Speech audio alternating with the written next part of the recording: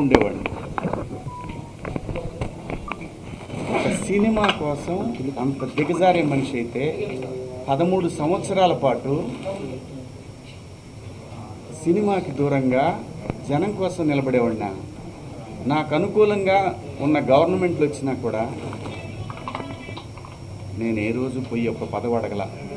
అది తెలంగాణలో అయినా ఆంధ్రాలో అయినా ఎక్కడైనా ప్రజల గురించి మాట్లాడాలనుకున్నాను తప్ప ఎవరు కుట్ర చేశారు, ఏం చేశారు, ఎలా చేశారు అనేది ఎప్పుడైనా ఊరికే మాట్లాడితే సరిపోదు. ఆధారాలు తీసుకుందాం, వాటికి సంబంధించి నేను మాట్లాడతాను.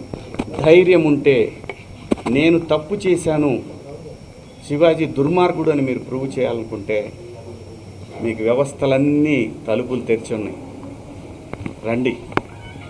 కానీ దయచేసి నేను ఒకటే చెప్తున్నాను, ప్రపంచ వేదికల మీద ఒక 10 దేశాలు, ఒక 180 దేశాల ప్రజలు నిలబెట్టి, ఆడవాళ్ళని నిలబెట్టి, రిప్రజెంటేటివ్స్ అంటే ఒక శారీ కట్టుకున్న అమ్మాయిని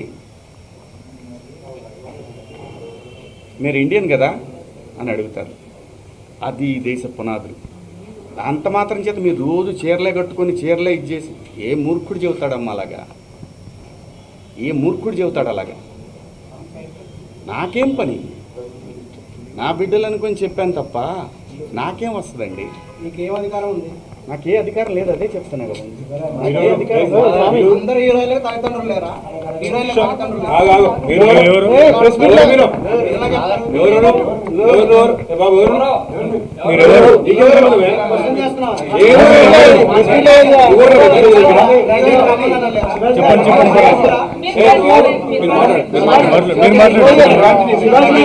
ఈ ప్రపంచంలో అత్యద్భుతంగా ముందుకు వెళుతున్న ఏకైక వ్యవస్థ భారతదేశం.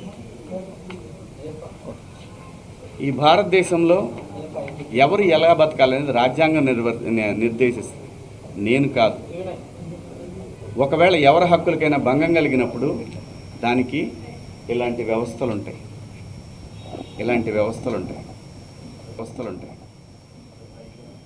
సో నాకు అర్థమైంది ఏంటంటే, సలహాలు ఇవ్వటం మానుకోవాలి,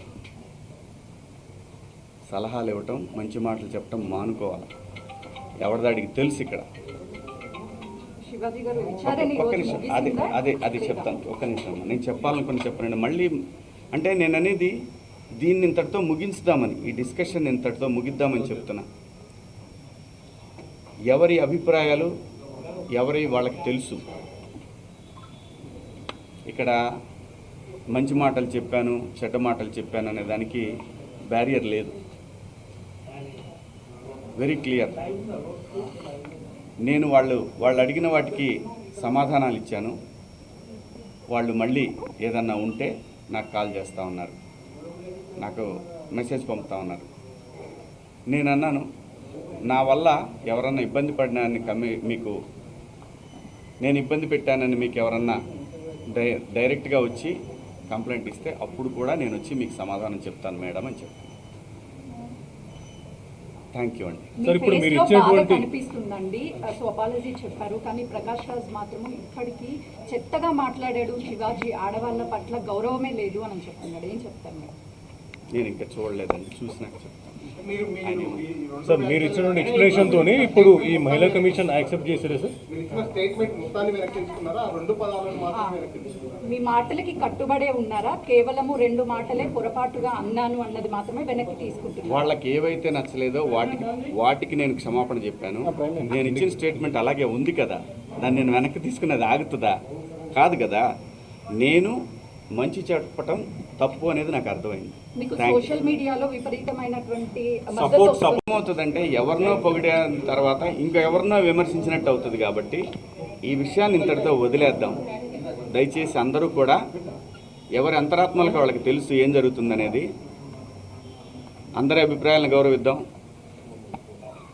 ఫైనల్లీ సోషల్ మీడియాలో మద్దతు కాబట్టి ఇక మీద నుంచి కూడా అవేర్నెస్ కల్పిస్తూనే ఉంటారా? ఈ లైన్ స్టాండ్ ఒకటి కేవలం ఒకరిద్దరు మాత్రమే వ్యతిరేకించారు, బయట సామాన్య ప్రజలందరూ కూడా మీ వెంబడి ఉన్నారు.